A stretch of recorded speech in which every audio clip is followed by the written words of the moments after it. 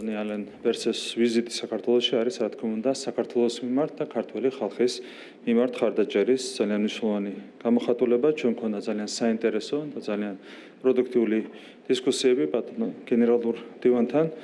ჩვენ მათ შორის განვმარტეთ ბატონ გენერალურ დივანს საქართველოში არსებული ვითარება, განვმარტეთ ის, რომ ბოლო პერიოდში მიტინგებმა მიიღო მშვიდობიანი ხასიათი, აქედან გამომდინარე აღარ არის საპოლიციო ძალის გამოყენების საჭიროება და დარწმუნებული ვართ, რომ ასე გაგრძელდება ვითარება შემდეგი დღეების და კვირების განმავლობაშიც.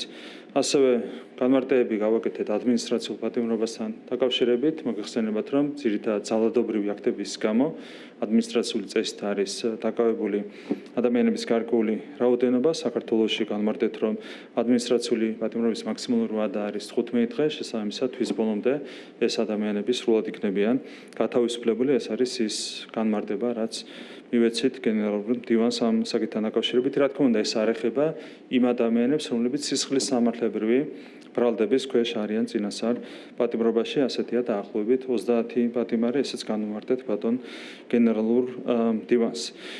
რაც შეეხება გამოძიებას, როგორც ერთი ისე მიმართულებით წარიმართება გამოძიებები, ამასთან დაკავშირებითაც განმარტება მიიღო ბატონმა გენერალურმა დივანმა. ჩვენ კიდევ ერთხელ დავაფიქსირეთ ჩვენი სათყოფნა, რომ ვითანამშრომლოთ ევროსაბჭოს ყველა სტრუქტურასთან ასეთ საკითხებთან დაკავშირებით.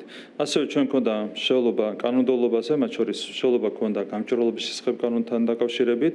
აქაც კიდევ ერთხელ დავაფიქსირეთ ზოგადად ჩვენი ღიაობა მსჯელობასთან მიმართებით. ჩვენ ღია ვართ მსჯელობისთვის, ასეთი ღიაობა ჩვენ დაფიქსირებული ჰქონდა კანონის მიღების პროცესშიც, კანონის მიღების შემდეგ ვამბობთ კიდევ ერთხელ მარტივ რამეს. თუ ვინმე დაგვისაბუთებს, რომ ამ კანონში არის რაიმე უარყოფითი, რა თქმა უნდა, მსად ვართ ამ საკითხებზე მსჯელობისთვის, მათ შორის მსად ვართ თანამშრომლობისთვის ევროსაბჭოს შესაბამის სტრუქტურებთან.